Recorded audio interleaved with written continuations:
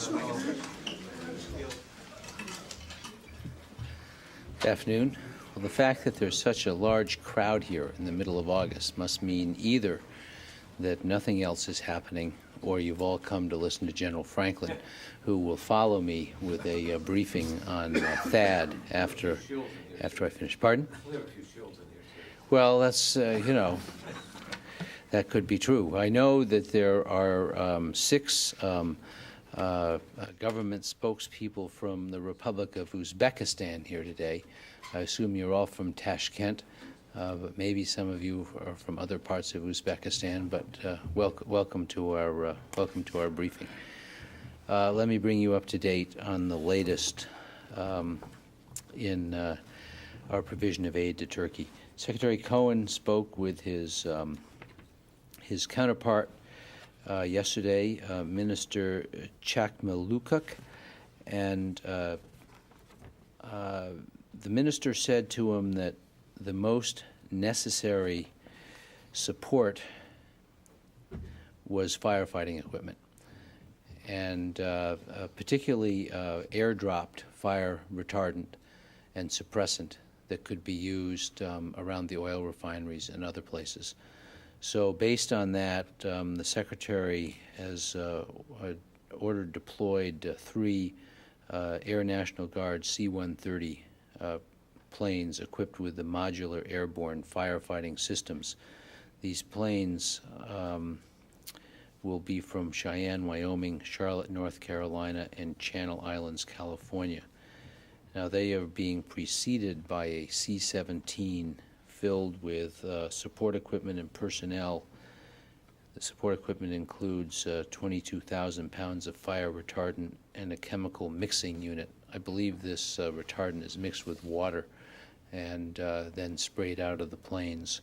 So when the planes arrive on Saturday, they will have fresh crews that can leap into them and start working on the fires. In addition, we've provided 3,000 gallons of firefighting foam from Incirlik Air Base in Turkey to help with the firefighting. Second, as you know, the 6th Fleet has deployed 3 ships, most principally the Kearsarge, to Turkey, and they will be arriving off the coast of Istanbul on Saturday night. And the main benefit of this 3-ship group is that it enhances the medical facilities available. There are among them about 123 medical personnel, including 8 doctors, some operating rooms, and a number of beds where people can be kept.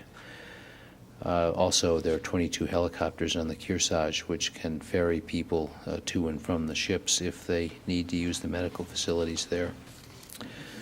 In addition, the European Command has deployed a 22-person Navy crisis response team that includes a 3-member medical assessment team in order to survey the situation. The medical assessment team has a flight surgeon, a veterinarian, and a general practitioner to survey what the medical needs are. And the European Command plans to deploy a humanitarian assistance survey team to the region.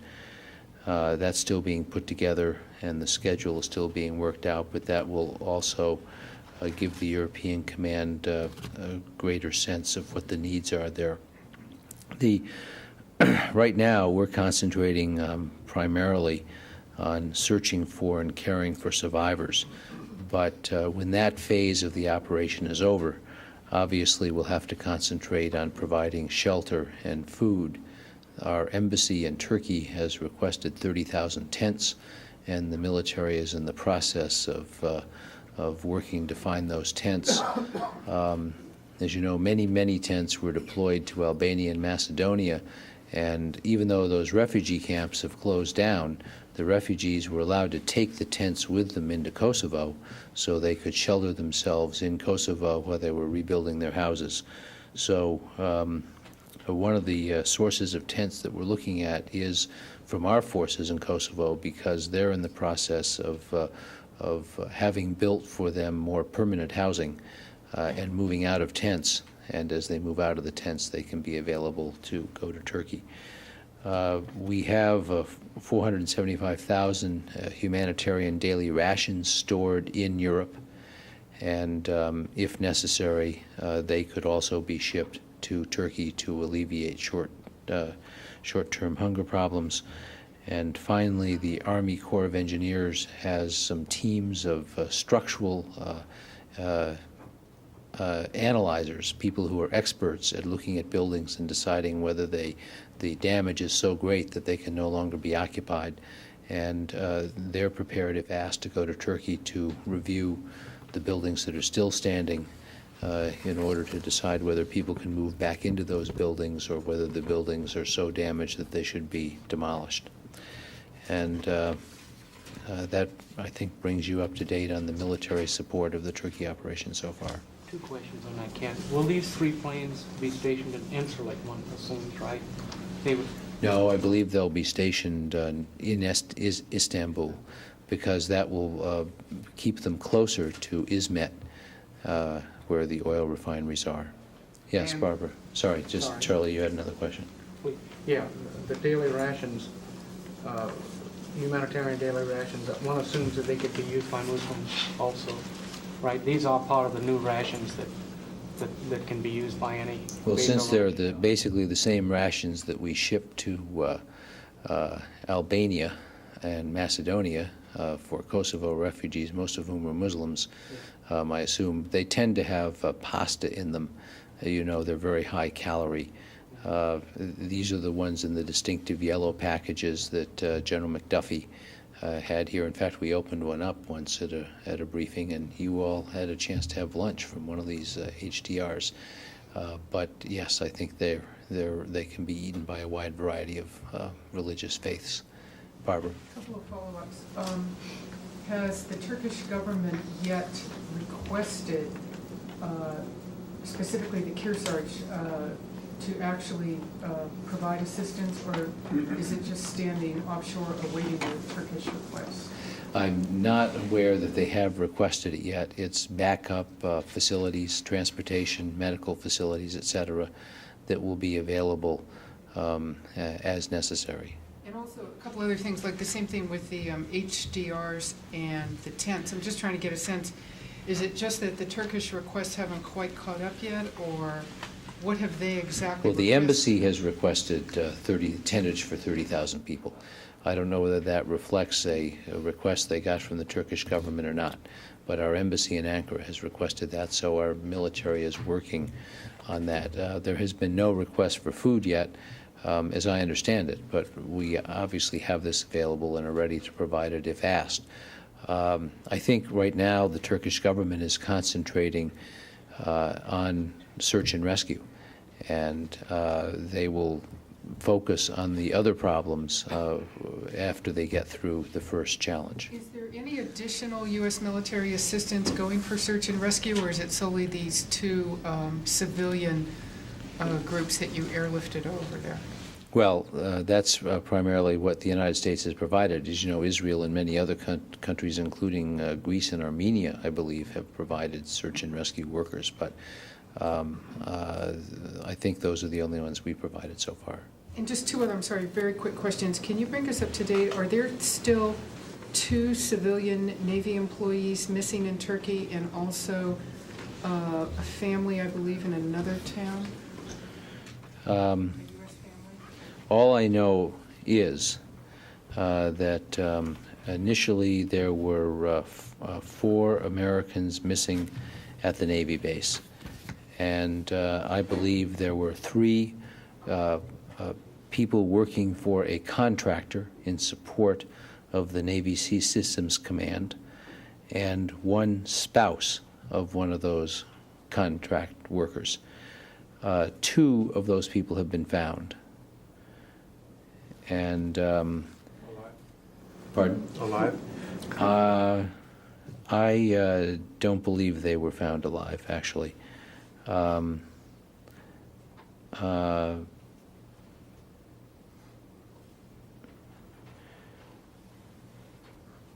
I don't believe they were found alive. And the name of the firm for which they were working is called Gibbs and Cox.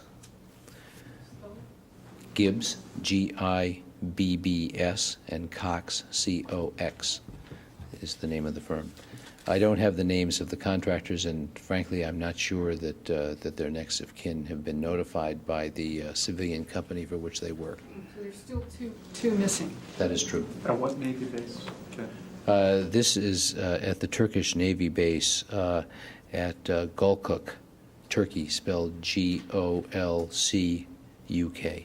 And do you have any information on an American family? I don't know the name of the town, but at another location somewhere in Turkey that you're still searching for? I do not. The State Department might have more information on that. Do the Kosovars not have a need for those HDRs anymore?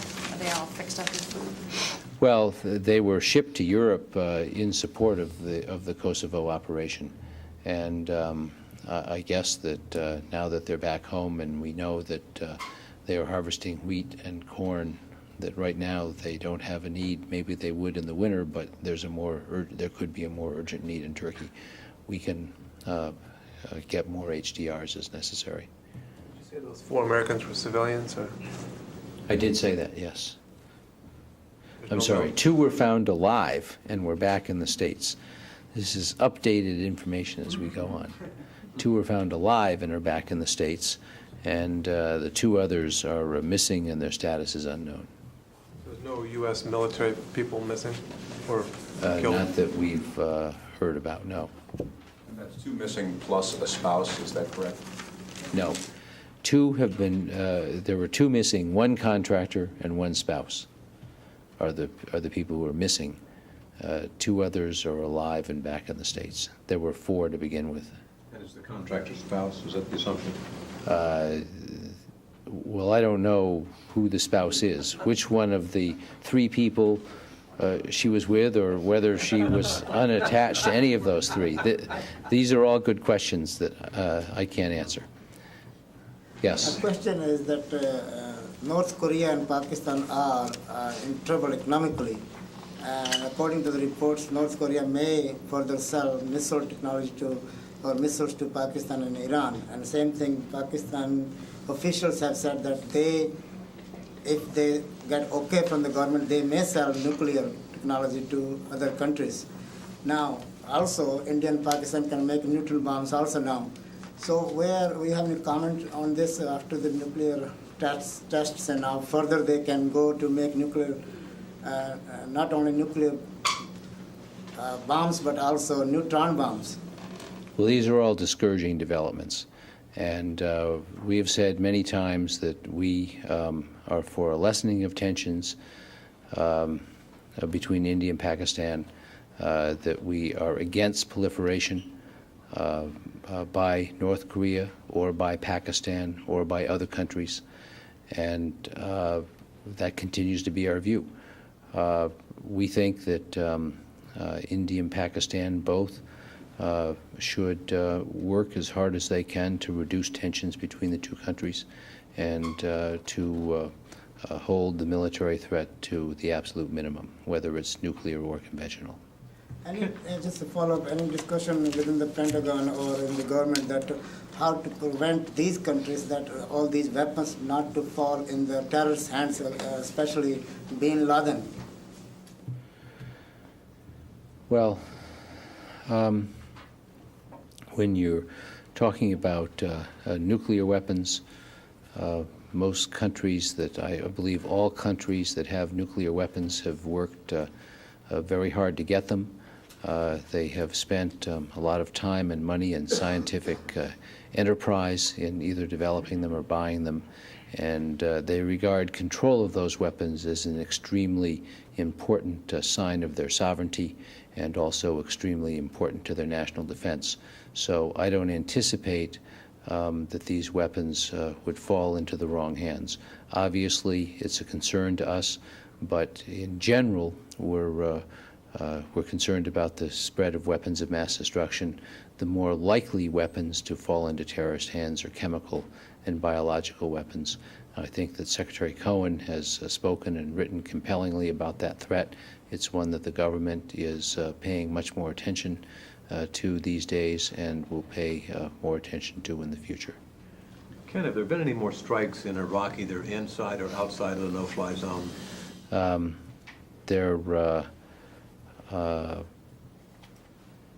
First, the most recent development is that Iraqi planes violated the southern no-fly zone yesterday.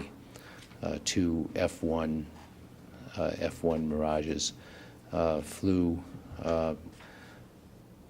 briefly 20 miles or so into the no-fly zone as Allied planes were leaving the no-fly zone, so they appeared briefly to try to chase them out, but they were pretty far apart. That's the most recent development. There have been no more attacks since Tuesday outside of the no-fly zone, that is, with coalition aircraft striking beyond the boundaries of the no-fly zones.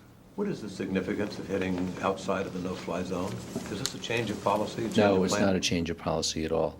What happened here was that Allied planes were illuminated by radar. The radar was in the vicinity of a place called Chiara West, just south of the 36th parallel, that is south of the northern no-fly zone, and they responded both with HARMs and with AGM-130s, with one AGM-130 and several HARMs against the site that they believed was illuminating them. And there is an SA-2 site with SA-2 radars. They were illuminated by SA-2 radars at Chiara West. And I don't regard this as a change of policy at all. Our planes do have the ability to return fire against threatening installations.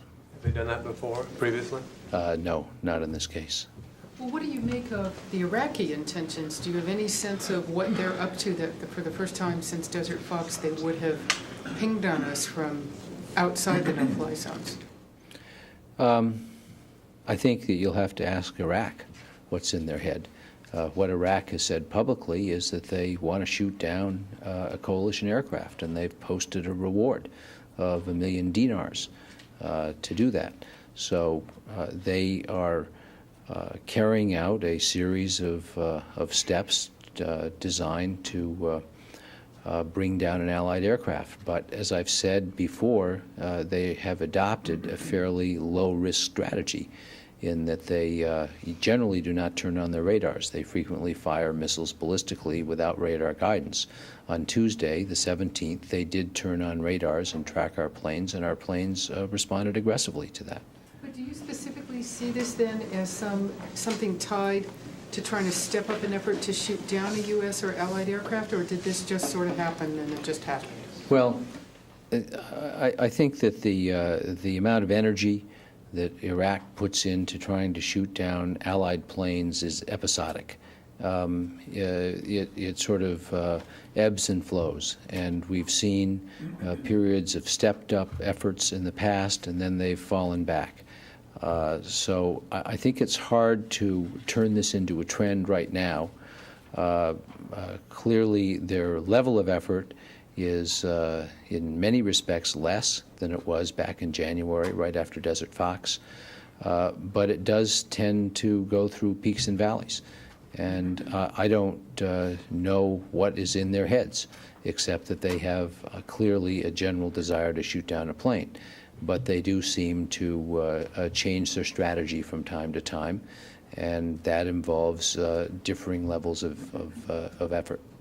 Was this Tuesday strike intended to send a message to Iraq that even behind the line, these facilities are not safe? I mean, since December, they have illuminated U.S. and British planes from behind the line many, many times, and the response has been an asymmetric one of hitting something else, but in the no-fly zone. You mentioned the extended range SA-2s in your last briefing, I think, and is this perhaps because of a change in their tactics,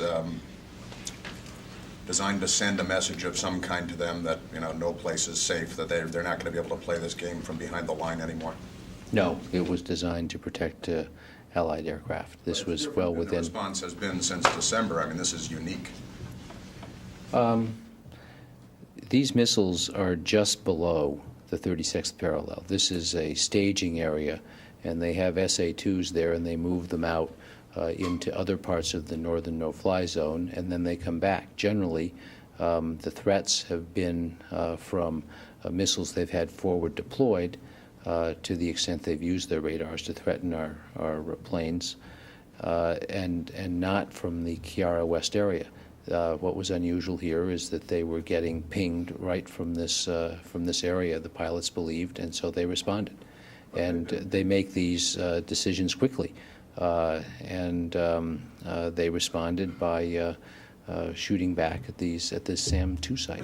But guidance to the pilots previously had been that if they are illuminated from behind the line, that they would retaliate against a different target. Well, I'm not going to talk about the guidance of the pilots. All I can tell you is that this is well within their operating rules of engagement.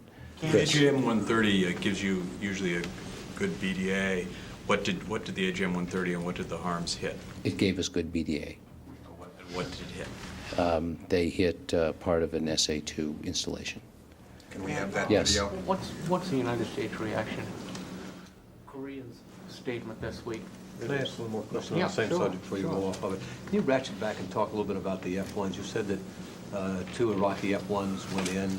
Were they chasing the U.S. planes? U.S. planes chasing them? And what's the No, significance of they penetrated the no-fly zone as the U.S. planes were leaving. I don't know the distance between the U.S. planes and the F-1s, but this fit well into the standard cheat and retreat pattern that Iraq has used so unsuccessfully in the past. And that is that when our planes are some distance away, they nip into the no-fly zone and then nip out again before our planes have a chance to respond. And this was the classic cheat and retreat policy, except they did it while our planes were on the way out. Why did they do it? I think it's hard to speculate, but they may have, maybe they hoped that our planes would turn around and chase them and therefore expose themselves to a SAM trap or to some dangerous ambush that they had set up. But our pilots are disciplined and they did not do that. As I said, they just nipped across the no-fly zone about 20 miles and then turned around and went back. This wasn't that much different from some of the previous instances? No, I mean, this, as I said, this cheat and retreat policy is very common. What was, and also the no-fly zone violations tend to be bunched. We hadn't seen a no-fly zone violation since August 1st. It's no telling whether they intend more violations or not. Should Iraq expect that targets on the other side of the lines now are likely to be struck in situations like this? Iraq should expect that our pilots will continue to protect themselves on their patrols. In those Tuesday attacks, both in the north and the south, the Iraqis said that civilians were killed, and at least in the south, reporters talked to residents and saw evidence of damage. Do you have any indication that any ordnance went astray in those attacks? We have no indication that civilians were killed, and we have no indication that ordnance went astray. Charlie. On the North Korea issue, what's the U.S. reaction, or the Pentagon's reaction to the North Koreans seeming to suggest that they're willing to negotiate over any further test of a missile? And would this mean speeding up talks or intensifying talks with the North Koreans? This is a very good question for the State Department. As you know, Ambassador Cartman or Assistant Secretary Cartman is engaged in a series of talks with North Korea. I believe there'll be more talks later this month, and these talks are designed to see if there is some way we can ratchet down North Korean military activity. Those talks will continue. Obviously, it's a hopeful sign that North Korea is raising this possibility, but in the end, we need to see actions, not words, and we are certainly prepared to continue discussions with them, and we certainly hope those discussions will be fruitful. Brief follow-up. I realize that this building is not directly involved, that it's an administration thing, but what about Bill Perry's report, Congress, or Bill Perry's report on the North Korea situation? Wasn't it supposed to come out in the middle of this month? Well, Secretary Perry has performed very good work for the administration in helping to crystallize the issues and offer options for dealing with North Korea. I think you can appreciate that at a time we're right in the middle of discussions with North Korea, it might not be appropriate for the report to come out at the appropriate time. I assume that it will be discussed publicly, but that this is really a decision for the State Department to make, because he is working at the State Department, and although he's been working broadly with people throughout the government, it's mainly a State Department enterprise. Put on hold temporarily because of this whole missile business that people don't. Well, I'm just saying that that is, I think that at a time when discussions are ongoing, it may not be the best time to release the report. We'll see. Yeah. Tammy. The decision to update the stockpile of smallpox vaccine, is that in response to a specific threat or incident we're not aware of? No, actually, the decision was made some time ago. I think a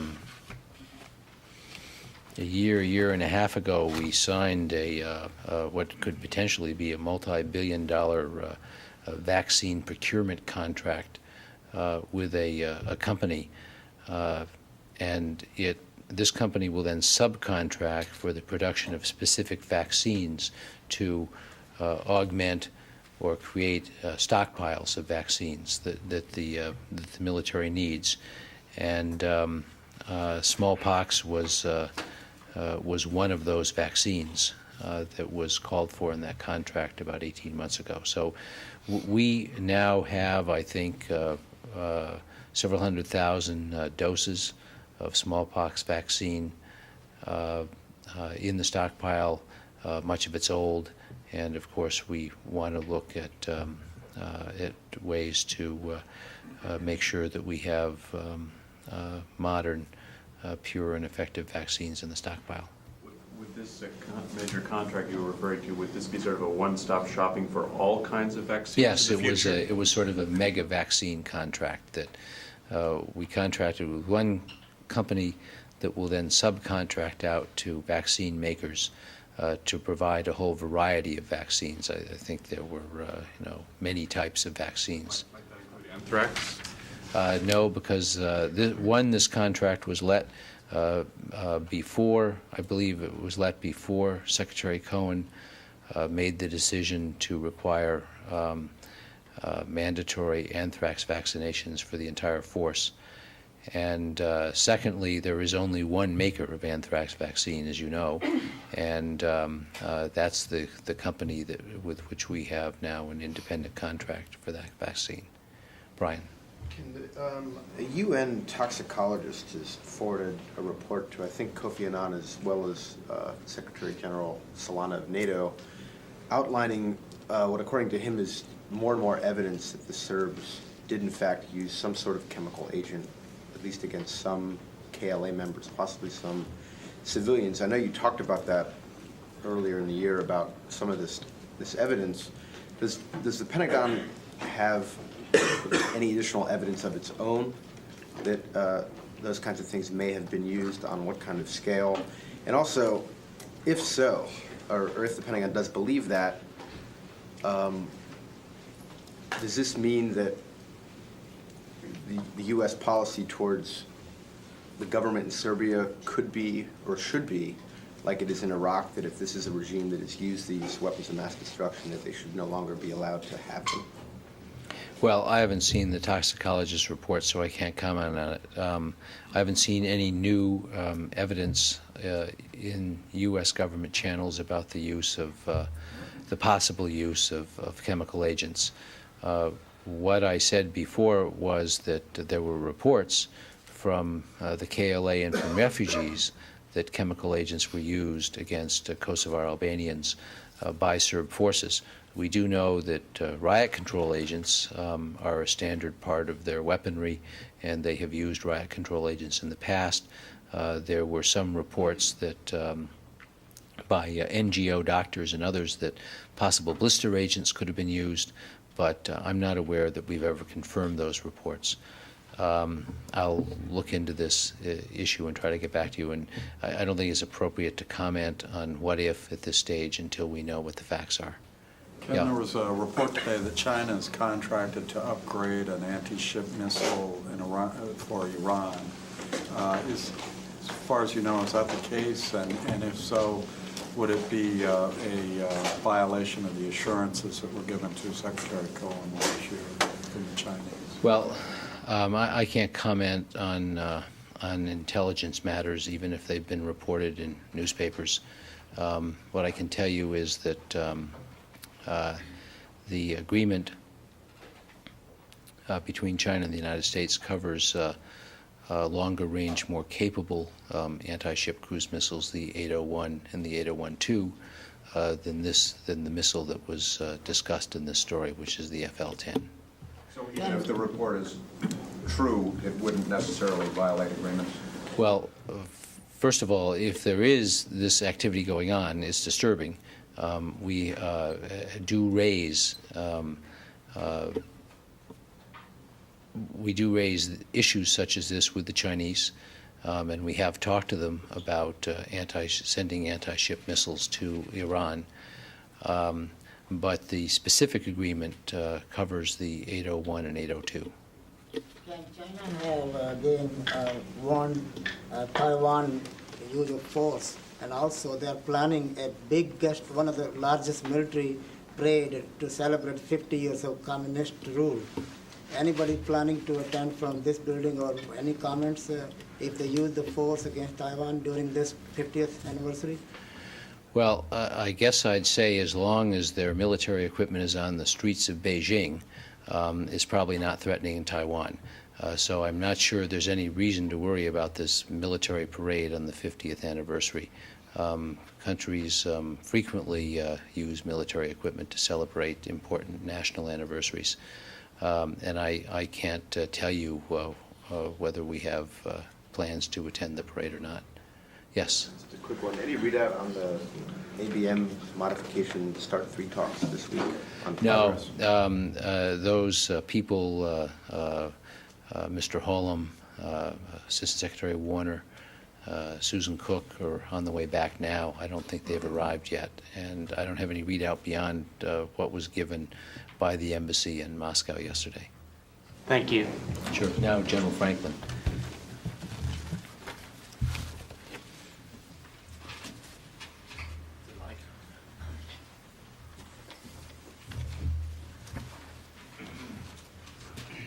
Thank you, Ken. I'm going to discuss the Theater High Altitude Air Defense System program with you today. As most of you are aware, the Army has recently conducted 2 successful intercepts of the THAAD system, a system which I remind you is absolutely critical to defeating the evolving ballistic missile threat. I want to talk about 2 of those 2 intercepts before I go into the other part of this briefing. The first intercept occurred in June of '99. It was an endo-atmospheric shot, which is generally less than 50 miles above the Earth. This shot was to take out a unitary target. A unitary target is one in which the RV does not separate from the booster. In this case, the system has to correctly identify where the warhead is on that configuration, and the missile has to hit the warhead in what I will call the sweet spot. The second shot we'd like to show you, for those of you who have not seen this, is Flight Test 11, which occurred earlier this month. And if I could have the video. Flight Test 11 was an exo-atmospheric shot. That's above 50 miles above the Earth. And in this case, the shot was to look at a separating target. a target which has the booster that separates from the RV. The THAAD system must correctly identify the booster and the RV, and the missile must take out the RV again in the sweet spot. This shows the Hera target launch.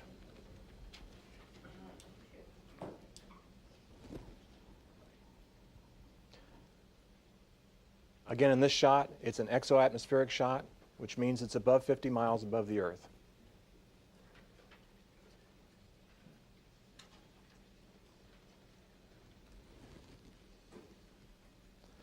This shows a picture of the THAAD missile launch.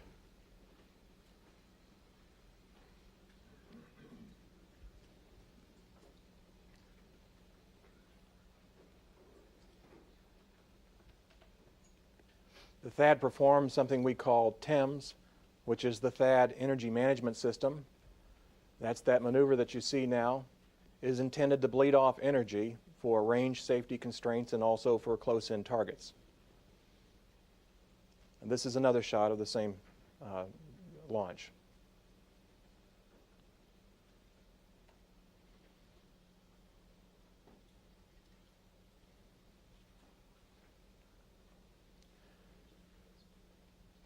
Now the radar must hand off to the missile the location of the RV and the booster, so that when the booster seeker opens its eyes, it actually sees what you're looking at right now. This is from a radar or from an optical system on the ground that shows the RV on the top, the second stage on the left, and the THAAD in the middle. The THAAD correctly identified, the system correctly identified the RV and then destroyed it.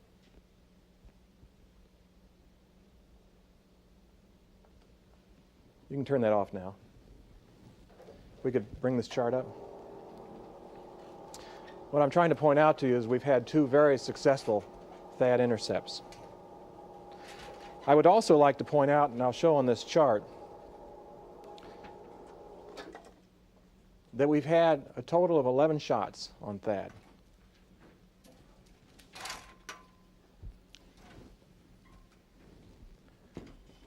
If you look at this chart, which is available to you in your packages, flight tests 1 through 12 or through 11 on the top, and also what the subsystems are of this THAAD system. We have the radar, the launcher, the battlefield management, command control, communications and information, and the missile. In each of these shots, what I'd like to point out as we've evolved over these flight tests is that in every shot, the radar performed nominally. The launcher performed nominally. The battle management, command control, communications, and information system performed nominally. We had hardware issues with the missiles up until flight test 10. When those hardware issues were solved, flight test 10 and flight test 11 performed nominally. What do you mean by nominally? They were able to intercept the target in what I will call the sweet spot. And let me kind of describe that to you in unclassified terms. If you think of a reentry vehicle as a target about 13 feet tall, which is roughly the distance from the ground to the ceiling, the sweet spot on where you want to hit that warhead, since this is hit to kill, is roughly the size of a basketball. And in both cases, in flight test 10 and flight test 11, we hit within that region. Last year, prior to these successes, we had stated that we had confidence in the basic design of the missile, but that the failures were attributed to poor missile quality. The contractor put considerable talent and effort into testing of these missiles, and their efforts have been proven successful by these recent tests. We had stated that the THAAD must have 3 successful intercepts before we would authorize the program into going into engineering, manufacturing, and development. Over the last month, we have reviewed that criteria. The contractor, through extraordinary efforts, has proven that it can make the design work. And these latest tests have proven that, and have proven that emphatically. But this has been at a cost. The contractor has focused on making this older hardware work instead of focusing on the ultimate goal of the engineering development of the ultimate system. We have confidence in the technical design. Rather than spending millions of dollars and months on another prototype intercept, we have decided to focus on the future system and the engineering development of that future system. Therefore, we have directed the Army to cancel the remaining Project Definition Risk Reduction flights, or PDRR flights, and prepare for engineering, manufacturing, and development. I will point out that this is not a decision to go into EMD. That decision will only be made when all statutory and regulations are met by the program. We will be working closely with Congress as we work through towards EMD. We believe that this allows us to focus on the future and also recognizes this evolving ballistic threat. What are your questions? Why not go ahead with the third test and prove without a doubt that it worked? Certainly the fact that you had 6 successive, or perhaps 7 successive launch failures, you've had 2 successful tests now. Why not go ahead with the third successful test and erase all questions about this? Instead of having people charged that perhaps you don't want to take a chance on another unsuccessful test and scrap the program. I think that's a good question. First of all, we understand the technical design. As we have said earlier, we believe the technical design was valid. We think we have proven that through flight test 10 and 11. But I go back to my earlier comment, but what we have done is we've got the engineering talent of Lockheed Martin, the contractor, focused on this prototype hardware, when where we want to focus them on is designing the hardware that we're actually going to end up buying. So it's a matter of focusing and not delaying that focus. Sir? You said that this does not mean you're entering the engineering, manufacturing, and development phase. I don't understand the difference. Well, it says here that the Army is authorized to move into the EMD phase. What's the difference? It sounds contradictory. To enter EMD phase, we need to go through what we call a Milestone 2 decision. To enter that Milestone 2 decision, we must have certain statutory requirements, an example being an independent cost estimate, and there are certain DoD regulations that we must achieve. We have not achieved those yet, and so we are in a phase now preparing for that EMD decision. What is moving into the phase? Why is that not entering the phase? Because we are not going actually into EMD, but we are preparing for EMD at this time. What will the next test look like? When will it come? Will it be similar to this? What we are focusing on now is to look at the test program along with the contractor, and we've got the total team looking at that. The next test, and we'll have many of those in engineering, manufacturing, and development, more than 30, 35 to 40 tests. What we're focusing on, though, in engineering, manufacturing, and development is to not only look at a more robust test program, but also to focus on simulations and hardware-in-the-loop simulations. The tests that will occur during engineering, manufacturing, and development will take into account the tests like what was envisioned for Flight Test 12, but many other tests also. So I can't tell you exactly what that flight test will look like, but I will tell you that it will encompass tests that we've done already and other tests. And what we're going to do, though, is test the actual equipment that we plan on buying, not this prototype hardware. Do you have any idea when that round of tests might start? I do not, and we are going through that right now.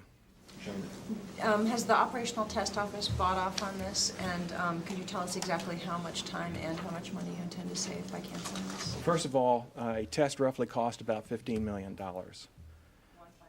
About $15 million.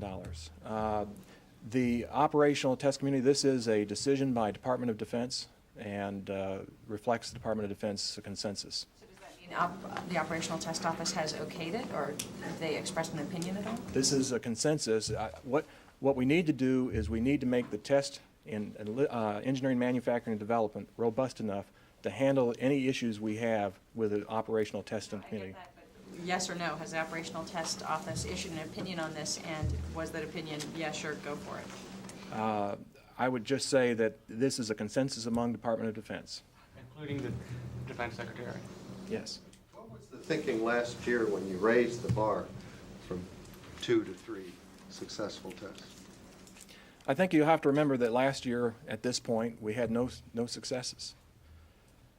We had looked at wanting to make sure that we understood the technical design to reduce the risk actually to enter into EMD.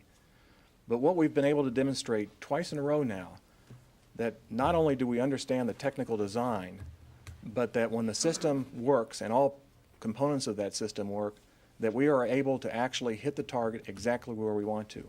Based on that and based on the review of those tests, we believe now that we are ready to enter into the next phase.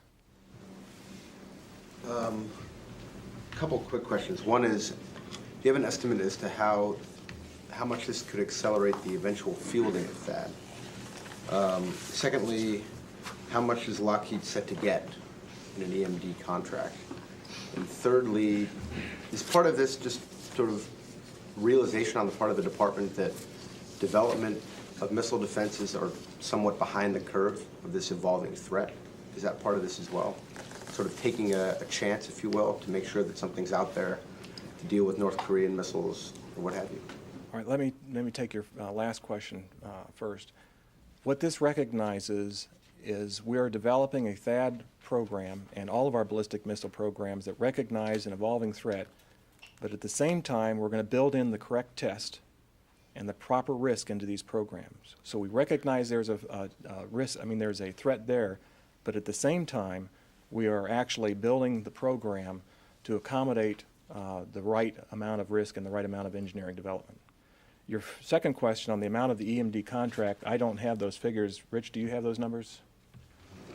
I can get those for you. I do not have those numbers. And your first question was? How much could that possibly be? We are currently assessing that. In fact, the contractor and our government team are currently assessing what can be done now. On EMD, the GAO has estimated about $4.5 billion, rough order of magnitude. Is that? I don't want a rough order of magnitude. Follow-up. Lockheed was docked $15 million earlier this year for the sixth successive failure. Will they now get a chance, will that be refunded to them since they don't have a chance to hit the 3 in the agreement? I think that's a fair question.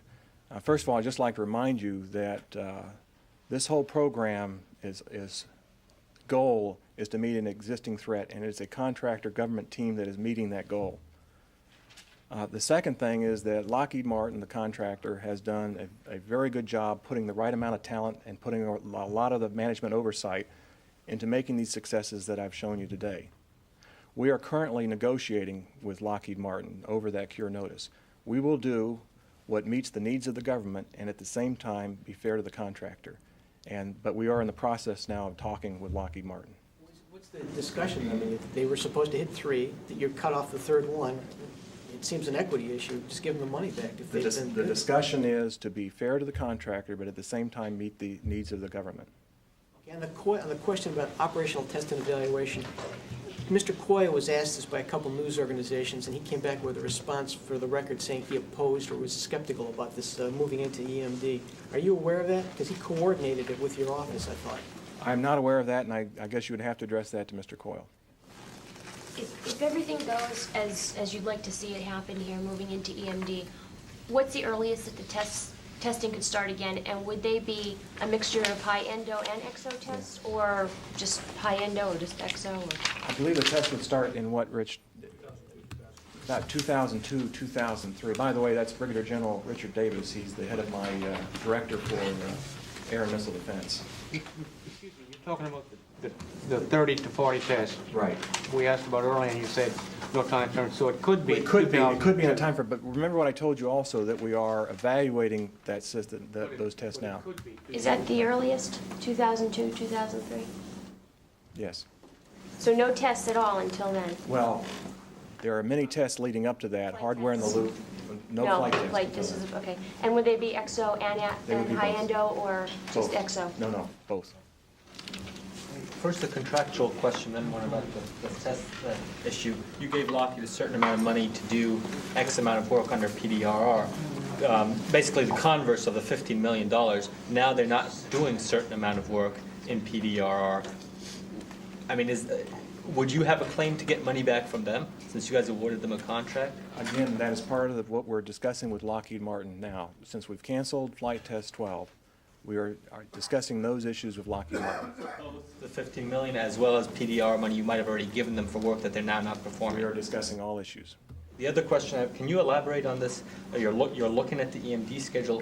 Why? What are you looking at exactly? We're looking at the EMD schedule in light of the necessary tests that were required, the necessary hardware in the loop simulations, the necessary simulations, making sure that the risk in that program is the right amount of risk, and also addressing how we can make sure that we're meeting the evolving threat. I mean, it sounds on the one hand that you're looking to add testing because you didn't do certain things here, and you want to make sure you have a robust system. On the other hand, you're saying, well, there's a threat, so it sounds like you're trying to compress the schedule. What is it exactly that you're trying to get at? We are trying to create a program that has a reasonable amount of risk in it, reasonable amount of testing, hardware in the loop simulations, and keeping in mind that we're addressing a real threat as we evolve. Well, when do you think a decision, would it be fair to say that you've made a tentative decision to go into EMD, but the final decision has not been made? The final decision will not be made until we bring that before the Department of Defense to review the EMD decision. But you made a tentative decision. We've made a decision to go to the next stage, which is preparation for engineering, manufacturing, and development. And when do you think a decision would be made? We're probably looking at next year sometime. Could I ask also, on another subject, what happened with the Harrow missile this morning, the PAC-3 delay? For those of you who don't know, we had a PAC-3 delay this morning. The PAC-3 missile itself was flying up into the point where the Harrow target ran through its own self-checks, and about 30 seconds before launch, it shut itself down. We don't know exactly why that happened, and we're reviewing that, and we probably won't know exactly what happened to the Harrow target until Tuesday. And you don't know when the new test might be? We'll know that probably on Tuesday. Thank you. Let's see, I think you were next. Thank you. Are you considering a block upgrade program for the THAAD missile and EMD? Are you trying to have like a block 1 missile so you could get some kind of capability out as soon as possible, then go to a block 2, that type of thing? We are currently assessing the program with the program manager and the contractor to meet those guidelines of what we're looking at for robust testing and low risk. So we're looking at options, at all options right now with the program manager. Follow up. There's a bill introduced by Congressman Vitter and Weldon that said if it becomes law, it would state that the THAAD system would have to go against target missile with the characteristics of a Tapo-Dong-1 by the end of fiscal year 01. Is that a realistic goal for the THAAD system? Would that be stressing the test program too much? I'm not going to comment on that bill that's being pushed forward. We will develop the THAAD system at what we think is a reasonable rate to meet the reasonable test requirements that we have to go through. I think I have an answer. On the THAAD radar, there have been reports of the discussion in the building here about sending that to Japan to monitor the North Korean test. What did you think about that? Well, I'm aware of the issue. It is an issue that Ken Bacon addressed, I believe, on Tuesday, and I really don't have anything to add to his comments that he's made on that. What's now going to happen with the upper tier strategy if you're moving out on that? You have to remember that this THAAD shot was good for everybody in the upper tier strategy. It's looked at the hit-to-kill technology in the exoatmosphere. The Navy theater-wide system must also hit to kill in the exoatmosphere. The systems, the programs actually work quite well together. During the last Flight Test 11, as a matter of fact, there was a surrogate seeker of the Navy theater-wide flown on our airborne surveillance tracking system that was actually looking at the targets. I think that what you need to focus on is that both of these systems are help each other out, and that both of them are critical to meeting the future threat. And our desire is to bring both systems in as soon as we can, recognizing the proper programmatics for those systems at the lowest risk or at the lower risk that we can do that meets those needs. Right, but you have a lot of money for one. We do. And we will address that continuously as we go through the budget. We are fiscally constrained. This decision to take the THAAD and put it into a pre-EMD phase that we're in does not really play in that upper tier strategy as we go. Really, we're going to assess each program as we go through. There was an article in Aviation Week recently that said that in Flight Test 11, the speed of the THAAD interceptor was about 2.5 kilometers per second, whereas it's required to go about 6.5 to 7 kilometers per second. Is that roughly about right? And if it is, what does that say about the operational realism of that test? The THAAD system is not designed to go that fast. I would just say that the actual speed that we used in the PDR missile is classified, but... Below 2 kilometers per second. Okay, and a ballpark for how fast it's supposed to go? It's supposed to go below 2 kilometers per second. It's not, never supposed to go 6 kilometers per second. Okay, but you do consider the test, Flight Test 11 and Flight Test 10, to have been operationally realistic? Clearly, the target's vehicles followed a certain trajectory that we wanted to look at to be able to determine how the seekers perform. So they were replicas of threat targets that we think we would see. Just a quick follow-up to an earlier question.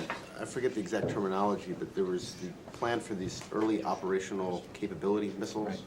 Right. How is that affected by this?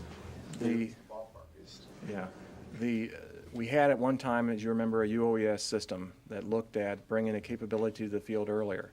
What we are looking at, again, is discussions with the program manager and the contractor to determine the best path forward on the program as a whole. Why can't you tell us what that actually means? What are the balls that are in the air? I mean, you know, it's all... I can't discuss those right now because we are in discussions. Can you give us a ballpark figure as to how much sooner this thing could be out there? No. I mean, is it months or is it years? Not at this time. I have a test question. With the seeker performance during the test, do you do anything to help the seeker in the last 2 tests to identify the target, or is it all working on its own? Like, is there any cooling or any kind of tweaking, anything like that done? Actually, it's the system that looks for the target. The radar does the initial looking for the target, and it just determines when the seeker opens its eyes up what it's looking at. The seeker, though, must pick out the target, and that is a threat replica target, and the heat is about what we think is the right amount for that threat replica target for the seeker. But the seeker itself has to be able to pick out those targets. But you don't do anything to it in a test environment to, I wouldn't say help it out, but We make it a threat perform representative. difference? No, it's a threat representative target that we look at. Thank you. If you can start the testing. You can start the testing.